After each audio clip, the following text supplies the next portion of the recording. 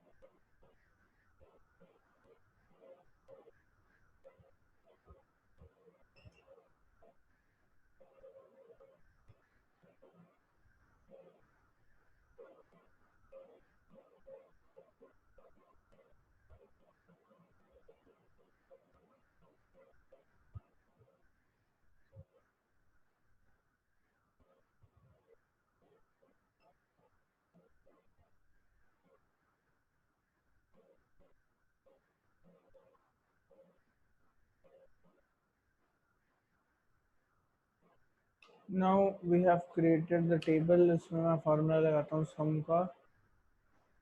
Okay, सम का formula लगाने के बाद मैंने इसको ड्रैग करके नीचे तक ले आया. नीचे तक ड्रैग करने के बाद स्टूडेंट्स, अब इसमें पहली चीज क्या आती है, सॉर्टिंग. सॉर्टिंग जैसे मैंने आपको होम टैब में ये सॉर्ट कराया था, ये बिल्कुल सेम सॉर्टिंग उसकी होती है डेटा के अंदर. डेटा के अंदर आप सॉर्ट कैसे करेंगे स्टूडेंट्स? सिलेक्ट किया क्राइटेरिया को, जैसे मेरा ये है, ये शीट्स को सिलेक्ट कर लिया मैंने. शीट्स में इतने कॉलम सिलेक्ट करने के बाद मैंने क्या किया, सॉर्टिंग पर क्लिक किया. Sort A to Z.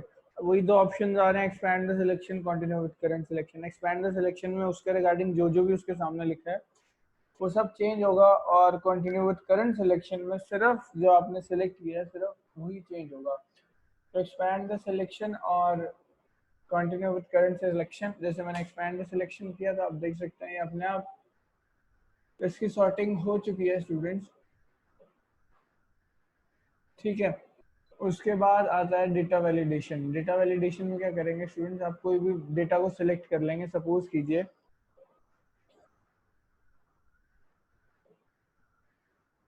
मैंने डेटा को सिलेक्ट किया, 5 सब्जेक्ट्स के डेटा को. मैं डेटा वैलिडेशन पे गया, यहाँ से होल नंबर लिया, मिनिमम वैल्यू मैंने डाली 23, मैक्सिमम डाली मैंने 100. ठीक है. इनपुट मैसेज में लिखा students record, these are the record of the students performing in their class test. Okay. Error alert में क्या लिखेंगे स्टूडेंट्स, अगर आपकी कोई गलती होती है तो wrong marks, you have entered wrong marks, please enter valid marks. Okay. Okay पे क्लिक किया स्टूडेंट्स. अब आप देख सकते हैं इसके ऊपर लिखा है student record, these are the record of the student performing in the class test. ठीक है.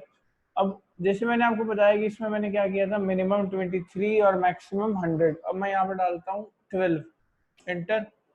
अब आप देख सकते हैं इसका जो टाइटल है वो रॉन्ग मार्क्स है, और यहाँ पर जो मैंने कमेंट लिखा था उसका you have entered wrong marks, please entered valid marks. ठीक है. अब मैं रिट्राई करूंगा, उसको मैंने 85 डालूंगा तो चल जाएगा. अब मैंने 112 डाला, तो वही चीज़ सेम रिपीट करेगी, you have entered wrong marks. Okay, I am putting 45, 78, मतलब 23 से लेकर मैं 22 डालूंगा तब भी नहीं चलेगा, 23 डालूंगा तब चल जाएगा, 24 डालूंगा चल जाएगा, ठीक है, 99 डालूंगा चल जाएगा, 100 डालूंगा चल जाएगा। अब स्टूडेंट्स वैलिड कर दिया मैंने डेटा को 23 से लेकर 100 तक के बीच में, इसको बोलते हैं डेटा वैलिडेशन। अब सर्कल इनवैलिड डेटा, जब कोई डेटा इनवैलिड नहीं है तो वो सर्कल क्या करेगा, ठीक। जैसे सपोज कीजिए आपने कुछ वैल्यूज पहले लिखी हुई है, उसके बाद आप उसको वैलिड कर देते हैं तो आपकी जो भी मिस्टेक्स होंगी वो अपने आप सर्कल कर लेता है। सपोज कीजिए मैं डेटा वैलिडेशन लगाता हूँ इसके अंदर, यहाँ से, अब मैंने इसमें मैक्सिमम वैल्यू लिख दी 50, ओके पे क्लिक किया। अब आप देखिए data validation, circle invalid data, अभी भी कोई 50 से कम नहीं है, डेटा वैलिडेशन 70, ओके।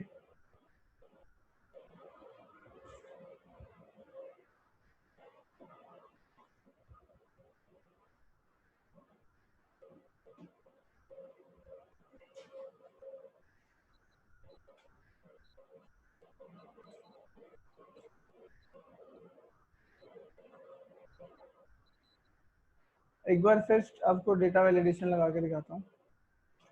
सपोज मैंने यहाँ से इसको सिलेक्ट किया, यहाँ तक data validation, whole numbers, minimum 50,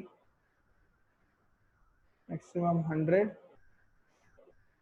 okay, just okay click किया। अब मैं आपको दिखाता हूँ सर्कल इनवैलिड डेटा। तो ये सब देख सकते हैं आप, 50 से कम है, अपने आप सिलेक्ट करके बताएगा स्टूडेंट्स की ये 50 से कम मार्क्स हैं तो ये इनवैलिड हैं। अब आप वापस जाएंगे और यहाँ से क्लियर करेंगे तो क्लियर हो जाते हैं वैलिडेशन।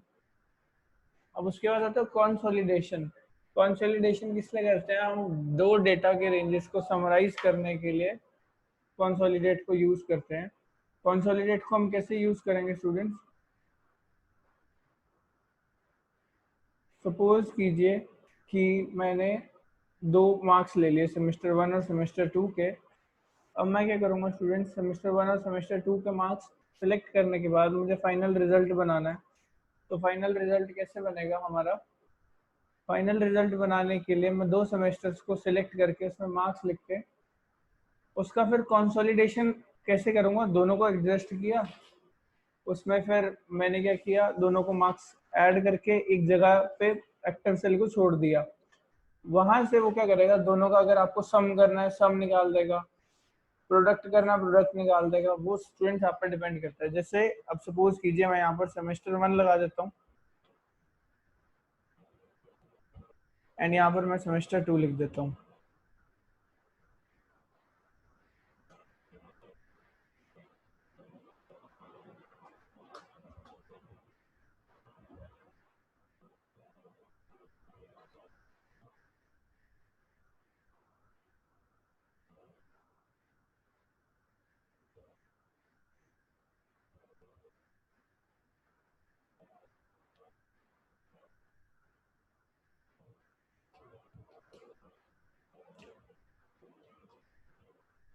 मैंने यहाँ पर इसके मार्क्स डाल दिए।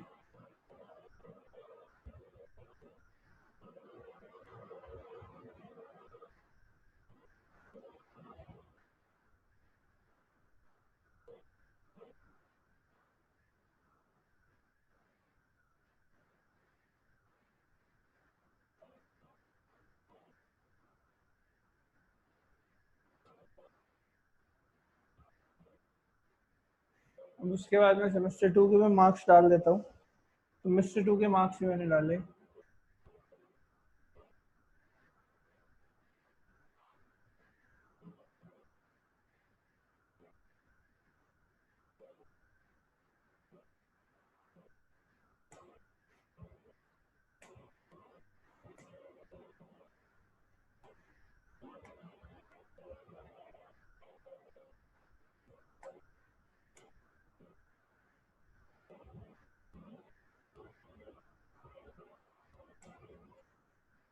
ठीक है स्टूडेंट, अब मैं नीचे आया, सपोज कीजिए मैंने यहाँ पर लिखा final, the same procedure I have done English, Hindi, science और एसएसटी।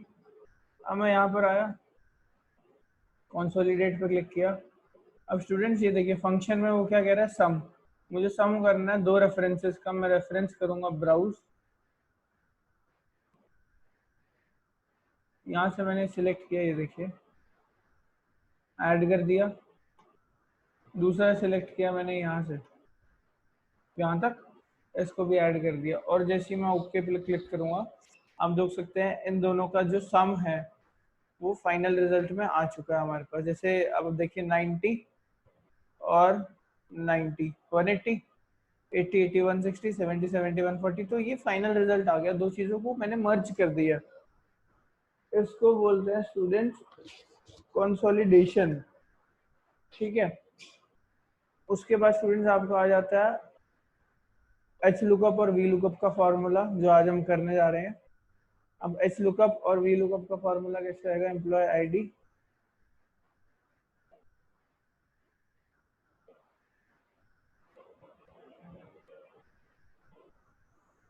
एम्प्लॉय आईडी, उसके बाद आएगा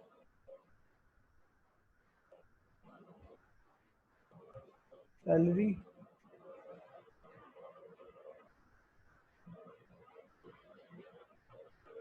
उसके बाद आएगा स्टूडेंट्स इसका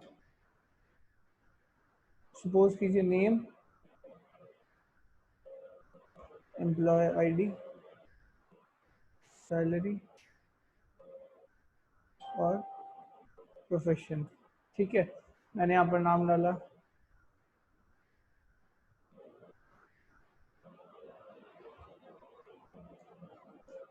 एम्प्लॉय आईडी, सैलरी, प्रोफेशन। तो मैंने यहाँ पर पहले एम्प्लॉय आईडी डाली 7845 4567 253 4512 1598 7856। अब इनकी मैं रिगार्डिंग सैलरीज डालता गया।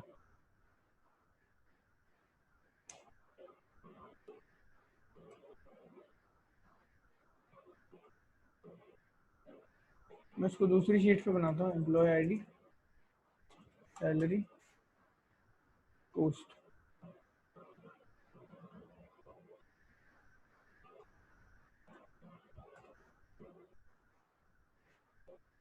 ठीक है,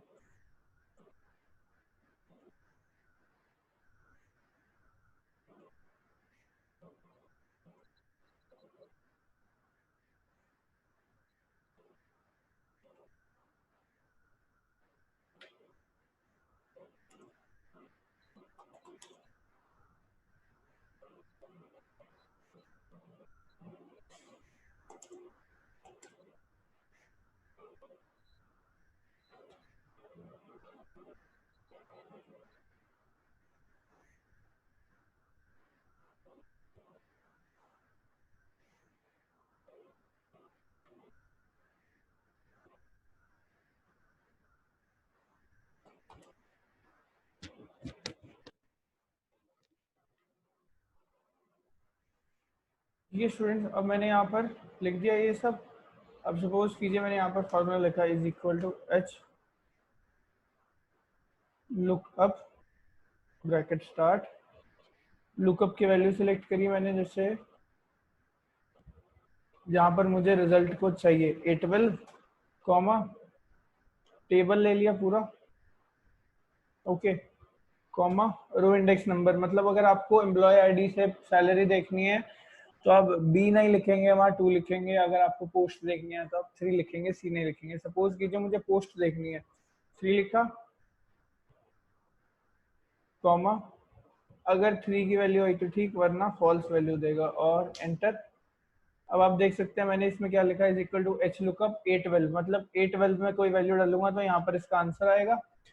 A1 से लेकर C8, A1 से लेकर C8 तक मैंने अपना टेबल सेलेक्ट किया। 3 मतलब पोस्ट आएगी। सपोज कीजिए मैंने यहाँ पर लिखा 1 2 3 4,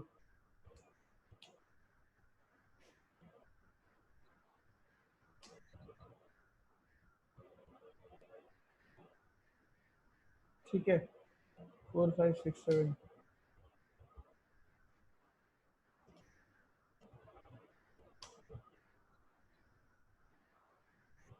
is equal to H lookup bracket start, एक लुकअप की वैल्यू ली, comma table array, comma index number 3, comma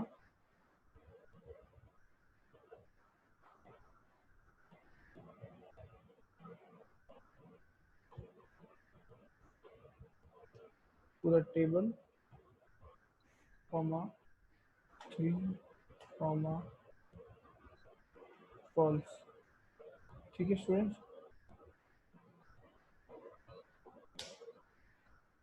अब जैसे मैंने सिलेक्ट किया हुआ है D9, 1 2 3 4,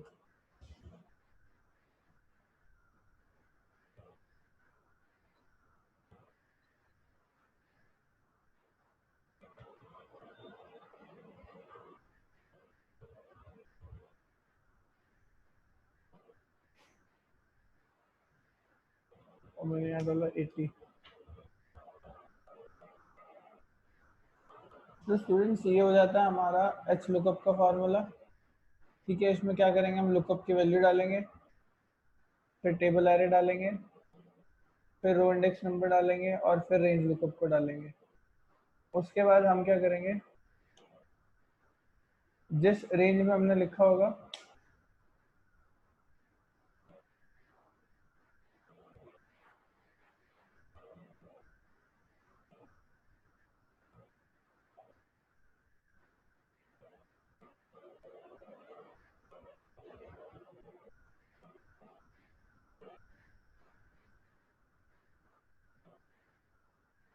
रो index number range lookup false.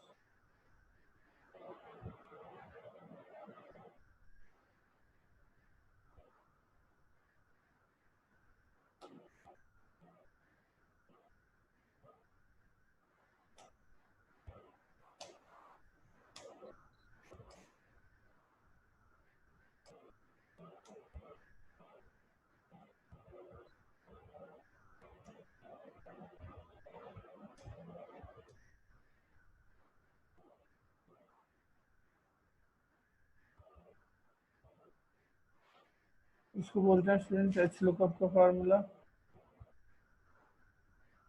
उसके बाद आता है वी लुकअप। एच लुकअप का मतलब क्या होता है, हॉरिजॉन्टल लुकअप, और वी लुकअप का फार्मूला हो जाता है वर्टिकल लुकअप। ठीक है स्टूडेंट्स, अब वर्टिकल लुकअप में क्या होता है,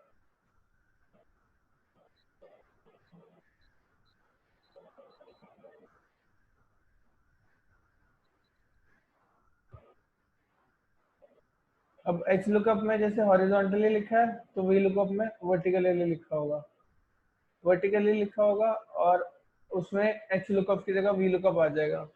ठीक है स्टूडेंट्स, तो इस क्लास के साथ आपका एक्सेल खत्म हो जाता है। इसके अलावा एक्सेल में और कुछ नहीं है स्टूडेंट्स। कल से आपकी पावर पॉइंट की क्लास लगेगी। पावर पॉइंट 2 या 3 दिन में खत्म हो जाएगा। उसके बाद स्टूडेंट्स आपका बेसिक का सिलेबस खत्म, आगे शिफ्ट कर दिया जाएगा आपको। Thank you students.